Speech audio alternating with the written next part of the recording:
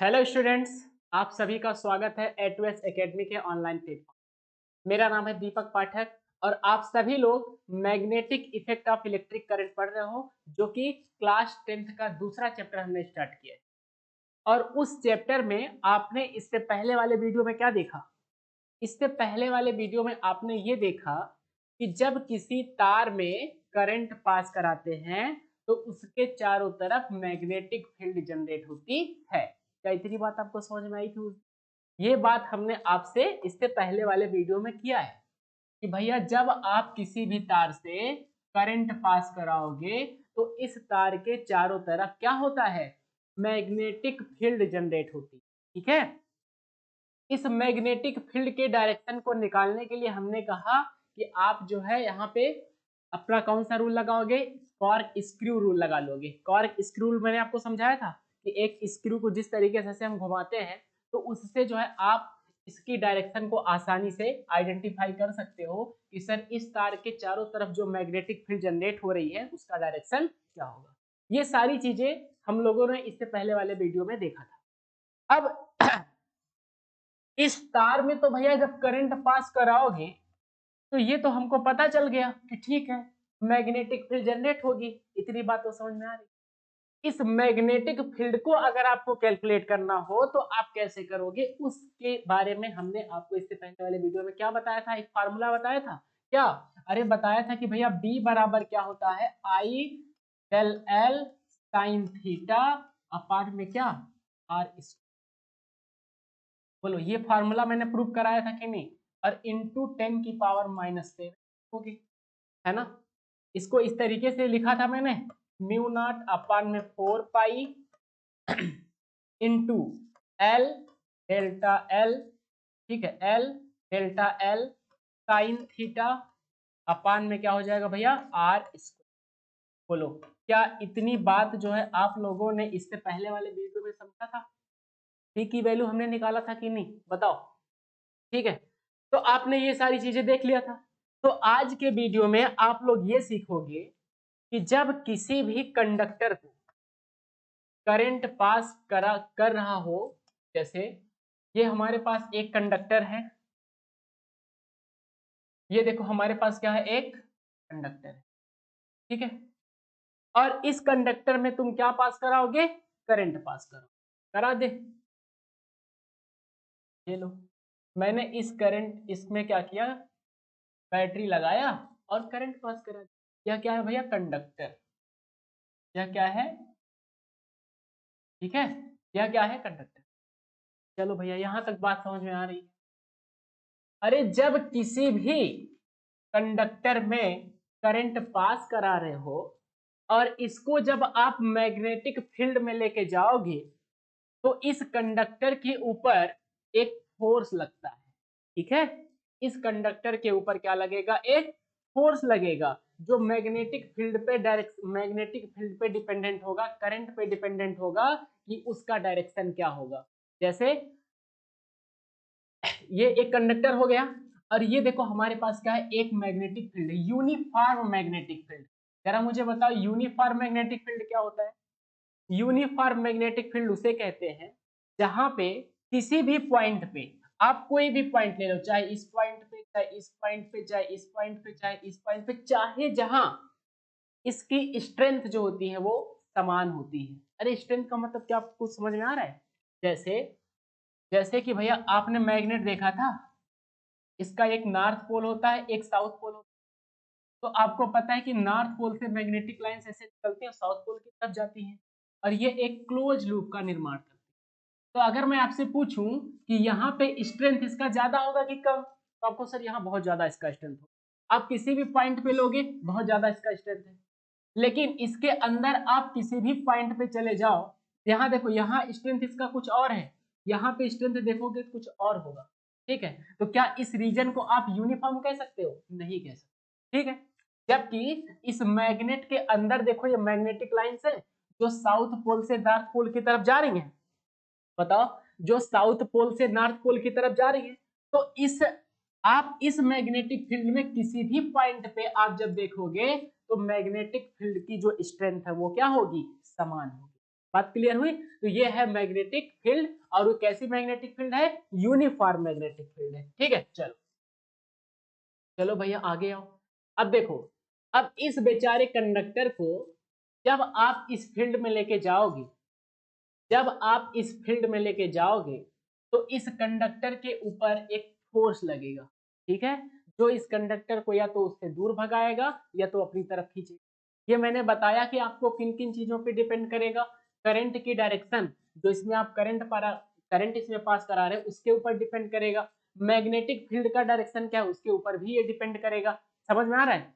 बस आपको ये समझना है कि जब किसी भी करंट कैरिंग कंडक्टर को किसी मैग्नेटिक फील्ड में प्लेस कराओगे तो उसके ऊपर भैया क्या लगेगा? उसके ऊपर फोर्स लगेगा।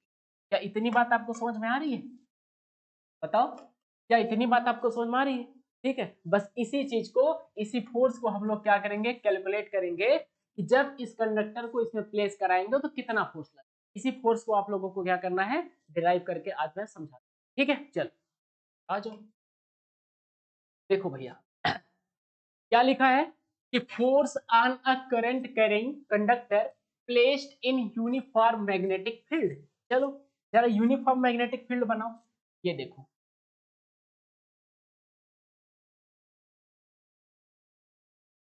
ये है यूनिफॉर्म मैग्नेटिक फील्ड। ओके, क्या होता है यूनिफॉर्म मैग्नेटिक फील्ड? किसी भी पॉइंट पे इसकी स्ट्रेंथ जो है वो इक्वल होती है, समान। हाँ, ऐसी बात है क्या? हाँ ऐसी बात है। देखो, अब आपको क्या करना है?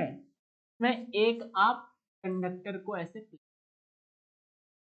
और ये यहाँ पे मैं इसको बैटरी से नहीं कनेक्ट किया हूं, यहाँ पे मैं इस कंडक्टर को बैटरी से नहीं कनेक्ट किया हूं, लेकिन मैं बोल रहा हूं कि यह करंट कैरिंग कंडक्टर है। इसका मतलब इसमें से करंट पास कर रही है।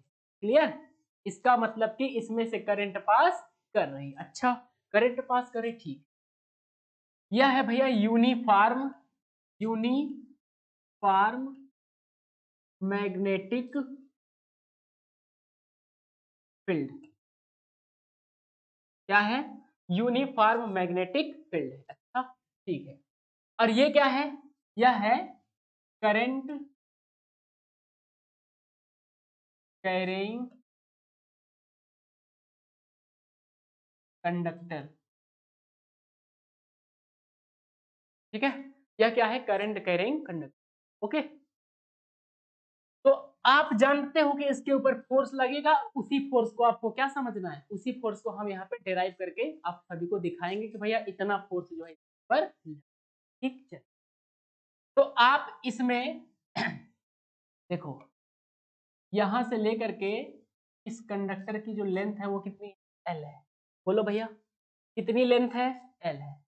अब आप ये देखो कि ये मैग्नेटिक लाइन के साथ, मैग्नेटिक लाइन के साथ यह एक एंगल बना रहा है। बनाने दो, थीटा। कितना एंगल बना रहा है ये? थीटा एंगल बना रहा है कि नहीं? बताओ, थीटा एंगल बना रहा है कि नहीं? बताओ जरा आप। ठीक है, थीटा एंगल बना। चलो, यह क्या है? मैग्नेटिक फील्ड है। तो आप इस बात को याद रखोगे कि मैग्नेटिक फील्ड जो है, ये फोर्स जो है, पहला स्टेप आपका ए, फोर्स जो है वह डायरेक्टली प्रोपोर्शनल होगा किसके? मैग्नेटिक फील्ड के। जितनी ज्यादा मैग्नेटिक फील्ड होगी उतना ज्यादा फोर्स होगा। पहली बात, force is directly proportional to magnetic field. Magnetic field T. Okay, ठीक है भैया। चलो दूसरा आ जाओ, दूसरा देखते हैं। चलो इसको यहाँ से हटा ही देते हैं। ठीक है, और समझो। और ये जो फोर्स है और किसके ऊपर डिपेंडेंट होगा? ये, यह जो फोर्स है और किसके ऊपर ये डिपेंडेंट होगा? तो यह जो फोर्स है भैया वह किसके ऊपर डिपेंडेंट होगा? लेंथ ऑफ द कंडक्टर के। Length of the conductor, length of the conductor. ठीक है, इसके ऊपर लेंथ ऑफ द कंडक्टर। अरे और किसके ऊपर डिपेंडेंट होगा? बताओ, और किसके ऊपर डिपेंडेंट होगा? तो ये जो इस पे फोर्स लगेगा वह डायरेक्टली प्रोपोर्शनल होगा किसके? करंट के, जो आप इस कंडक्टर में पास कर रहे हैं। जितनी करंट तुम पास करोगे उतनी ज्यादा इसके ऊपर फोर्स लगेगा। ठीक है, इन तीनों बातों को याद रखोगे कि फोर्स जो है वह मैग्नेटिक फील्ड के डायरेक्टली प्रोपोर्शनल हो, फोर्स जो है वह लेंथ ऑफ द वायर के डायरेक्टली प्रोपोर्शनल होगा, फोर्स जो है भैया वह करंट के भी डायरेक्टली प्रोपोर्शनल, और फोर्स जो है एक चीज पे और डिपेंडेंट होगा, किस पे? जरा बताओ। फोर्स जो है वह थीटा पे भी तो डिपेंड करेगा कि आप इस कंडक्टर को इस मैग्नेटिक फील्ड में कितने डिग्री पे रखे हो, इस पे भी वो डिपेंड करेगा। अच्छा, तो फोर्स जो है वो डायरेक्टली प्रोपोर्शनल होगा किसके? साइन थीटा आप लिख सकते। एंगल बिटवीन कंडक्टर, रुको ये लिख देते हैं, एंगल बिटवीन मैग्नेटिक फील्ड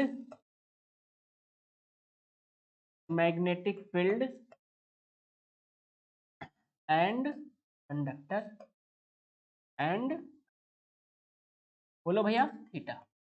देखो, मैग्नेटिक फील्ड और कंडक्टर के बीच में एंगल कितना है? थीटा है।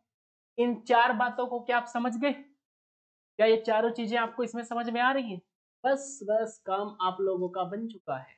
अब इसको क्या आप ऐसे लिख सकते हो कि force directly proportional to magnetic field, इसका मतलब क्या ये होता है क्या? F is directly proportional to B, और force is directly proportional to length of the conductor, का मतलब कि force is directly proportional to क्या हो गया भैया? लेंथ।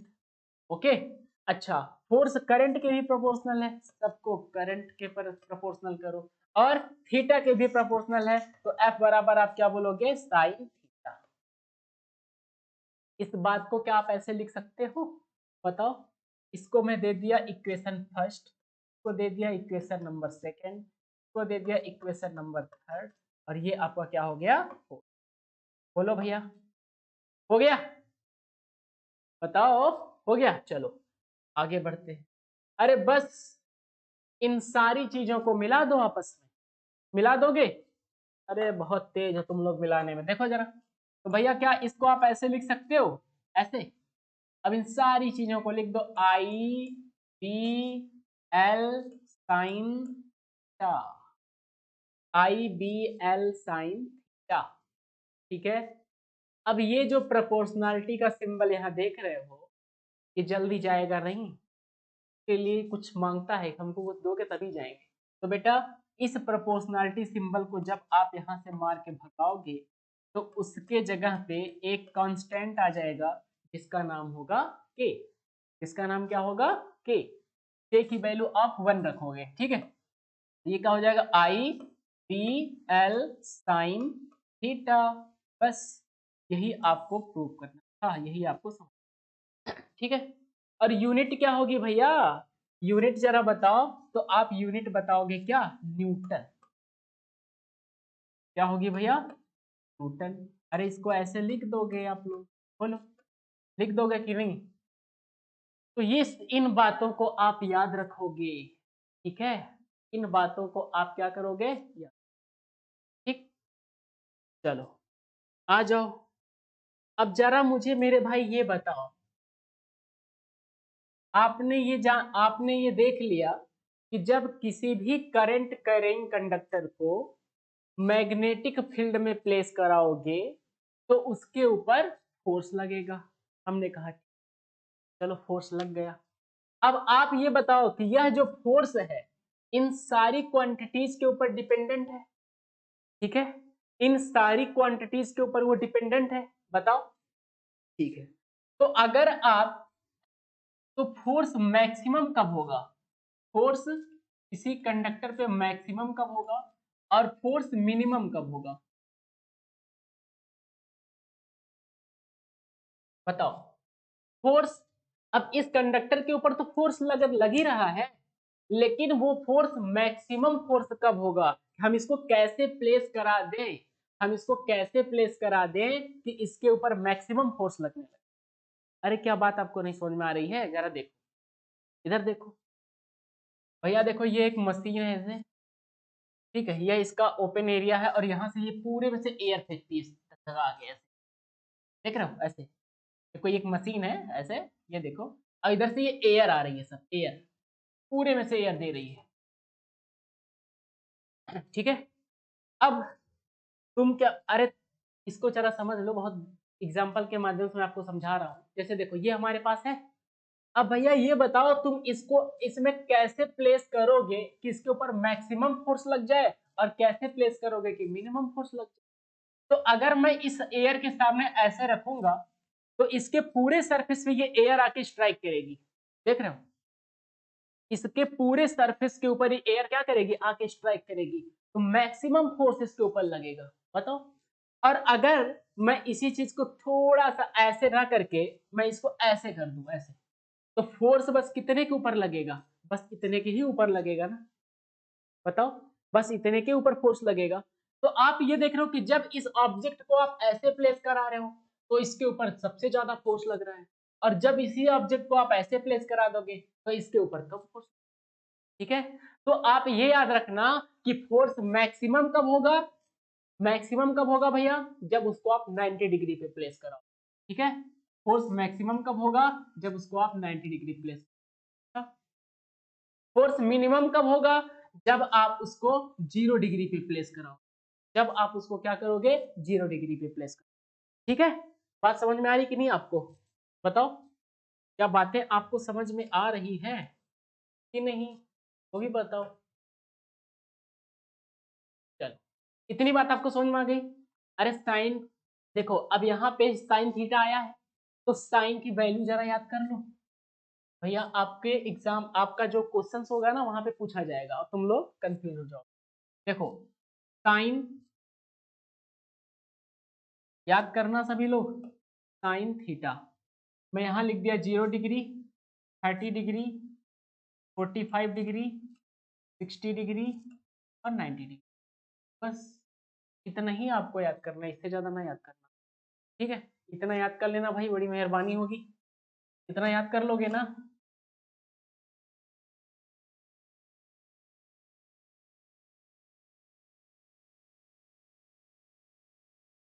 ठीक है, देखो साइन 0 की वैल्यू 0, ठीक है भैया, साइन 0 की वैल्यू, अरे साइन 30 की वैल्यू कितनी होती है, 1/, साइन 45 की वैल्यू कितनी होती है भैया बताओ जरा, साइन 45 की वैल्यू कितनी होती है, 1/√में। 60 की वैल्यू कितनी होगी, √3/, और 90 की वैल्यू कितनी होगी। ठीक है, तो क्वेश्चन में आपसे ऐसे आएगा कि एक कंडक्टर है, उसको हमने 60 डिग्री पे किसी मैग्नेटिक यूनिफॉर्म मैग्नेटिक फील्ड में प्लेस करा दिया है। हम बोलेंगे ठीक है तुम प्लेस कराओ, मुझे सब कुछ पता है, हम निकाल लेंगे। ठीक है, अब देखो पहला केस जरा समझो, हमारे पास ये एक यूनिफॉर्म मैग्नेटिक फील्ड हो गई, हमारे पास यह एक यूनिफॉर्म मैग्नेटिक फील्ड हो गई। पहली केस बेटा मैं ये लेके चलता हूं कि जो आप इसमें conductor current carrying conductor place कराओगे तो 90 डिग्री प्लेस करा दो। इस मैग्नेटिक फील्ड और कंडक्टर के बीच में जो एंगल बन रहा है वो कितना है, अरे तुम लोग एंगल वेंगल पढ़े हो कि नहीं, ये देखो यहाँ पे जो एंगल बन रहा है वो कितना है, कितना है। तो बेटा जब किसी भी करंट कैरिंग कंडक्टर को आप 90 डिग्री पे प्लेस कराओगे किसी भी यूनिफॉर्म मैग्नेटिक फील्ड में, तो थीटा की वैल्यू कितनी होगी, 90 डिग्री।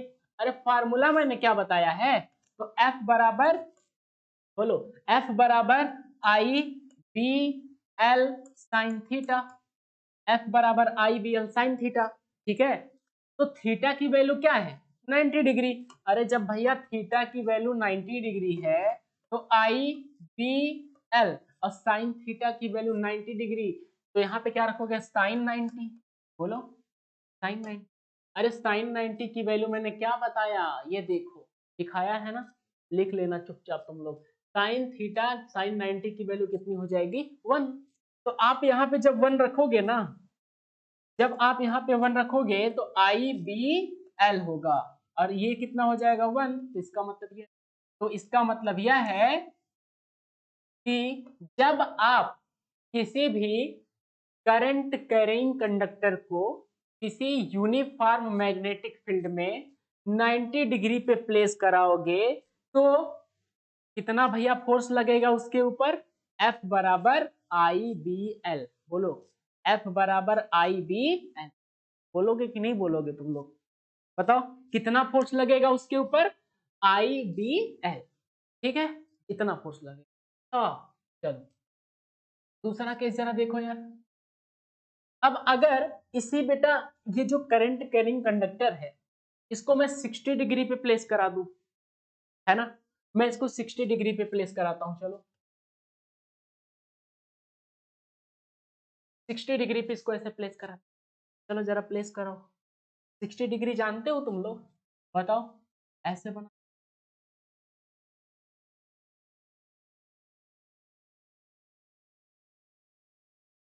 ये देखो क्या क्या है? करंट कैरिंग कंडक्टर है।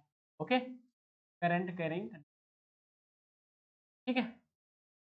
अब देखो बेटा जरा, इस यूनिफॉर्म मैग्नेटिक फील्ड और इस कंडक्टर के बीच में एंगल बन रहा है, और वो एंगल कितना है? मैंने आपको बताया कि थीटा बराबर कितना है। और जब थीटा बराबर 60 डिग्री है तो इस कंडक्टर के ऊपर कितना फोर्स लगेगा? तो आप कहोगे कि सर F बराबर I B L sine theta. बोलो, F बराबर I B L sine theta. तो भैया थीटा बराबर कितना है? 60 डिग्री।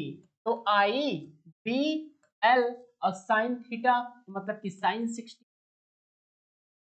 नहीं याद करोगे? याद कर लो, ठीक है। और साइन 60 की वैल्यू कितनी बताई है मैंने? बताओ, साइन 60 की वैल्यू मैंने कितनी बनाई है? रूट में बाई 2 न्यूटन। बात समझे कि नहीं समझे? बताओ, क्या बात आप मेरी समझ रहे हो? देखो यहाँ पे मैंने 90 डिग्री में प्लेस कराया तो ये मिल गया। यहाँ पे भैया मैंने क्या किया? इसको 60 डिग्री पे प्लेस कराया तो इतना फोर्स लग रहा है। अगर मैं पैरेलल एकदम प्लेट पैरेलली मैं क्या करूं? करंट कैरिंग कंडक्टर को प्लेस कराऊं। जरा एक कंडीशन और आप समझो, कंडीशन नंबर 3। ये है भैया वही uniform magnetic, okay, uniform magnetic field. अब इसमें हमको क्या करना है बेटा? इसमें आपको करंट कैरिंग कंडक्टर तो प्लेस कराना है, लेकिन कैसे? कैसे कराओगे? एकदम भैया पैरेलल कराओ, ठीक है। आप इस मैग्नेटिक फील्ड के पैरेलल करो, और जब आप मैग्नेटिक फील्ड के पैरेलल किसी करंट कैरिंग कंडक्टर को प्लेस कराओगे तो मैग्नेटिक फील्ड और इस करंट कैरिंग कंडक्टर के बीच में कितना एंगल बनेगा? तो आप कहोगे सर थीटा बराबर 0। थीटा बराबर 0। तो अब जरा बताओ फोर्स कितना लगेगा? तो आप कहोगे सर F बराबर I B L sine theta. F बराबर I B L sine theta. तो बेटा ये बताओ, थीटा बराबर तो 0 है। चलो तो आई बी एल साइन 0, साइन 0, और साइन 0 की वैल्यू कितनी होती है? 0। ठीक है, और जब ये पहलवान 0 होंगे तो इस सभी को मार के क्या बना देंगे? 0। तो फाइनली बेटा हमारा फोर्स कितना हो गया? 0 न्यूटन। देख रहे हो ये कंडीशन? क्या आप समझ रहे हो कि जब मैंने 90 डिग्री में प्लेस कराया तो फोर्स हमारा देखो इतना आ गया। जब आप बेटा इसको 60 डिग्री पे प्लेस कराए तो फोर्स देखो इतना, और जब आपने इसको 0 डिग्री पे प्लेस कराया तो ये फोर्स न्यूटन हो गया बेचारा। देख रहे हो? तो आप कभी भी अगर आपको मैक्सिमम फोर्स चाहिए किसी भी मैग्नेटिक फील्ड में करंट कैरिंग कंडक्टर को पास कराने से, तो आप उस कंडक्टर को 90 डिग्री पे प्लेस कराओगे। ठीक है, ये मैं नहीं कह रहा, ये इक्वेशन कह रहा है। यहाँ पे निकलने वाला ये फोर्स बोल रहा है, मैं नहीं बोल रहा हूँ। ठीक है, बात समझ में आई? तो इसके ऊपर भैया को भर भर के न्यूमेरिकल आपको देखने को मिलेगा आप सभी की बुक। ठीक है, इसको आप आराम से नोट कर लो। एक आध मैं आपको क्वेश्चन बताता हूं जिससे कि थोड़ा सा क्लियर। नोट करो फटाफट, स्क्रीनशॉट ले लेना भाई। इससे छोटा ये हो ही नहीं सकता। नोट कर लो सभी लोग, नोट कर लो भैया। क्वेश्चन बताएं आपको इस पे, एक क्वेश्चन इस पे बताते हैं आपको फोर्स को निकालने के लिए, ठीक है। चलो हो गया, आ जाओ, आ जाओ मेरे लल्ला। ये देखो पहला क्वेश्चन, प्यारा सा एक क्वेश्चन मैं खुद ही बनाता हूँ। देखो भैया, एक यूनिफॉर्म मैग्नेटिक फील्ड है, कहा ठीक, यूनिफॉर्म मैग्नेटिक फील्ड होगी, ठीक है। मैं एक ऑब्जेक्ट को प्लेस कराता हूँ, प्लेस कराओ, एक करंट कैरिंग कंडक्टर को मैंने प्लेस।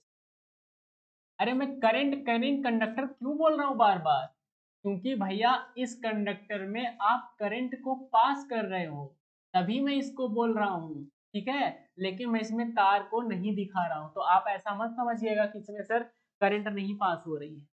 बात समझ रहे हो? ऐसे तुम बिना करंट पास कराए तुम इसमें रखोगे ना तो कुछ नहीं होगा, उसके ऊपर कोई फोर्स नहीं लगेगा। बात समझ रहे हो? इसके ऊपर कोई फोर्स नहीं लगेगा। फोर्स कब लगेगा? जब आप उसमें करंट पास करो। जैसे आपके घर में पंखा लगा है, जरा ऊपर देखो सभी लोग, ऊपर देखो, फैन लगा होगा तुम्हारे ऊपर, है ना। तो उस फैन को देखो, जैसे तुम स्विच को ऑन करते हो तो उसमें एक फोर्स लगता है जो ब्लेड को क्या करता है, घुमा देता है।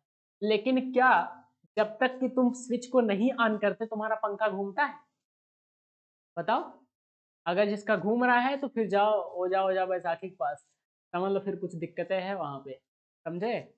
तो भैया अगर बिना स्विच ऑन किए तुम्हारा पंखा घूम गया तो समझ लो फिर कोई आत्मा विचरण कर रही है।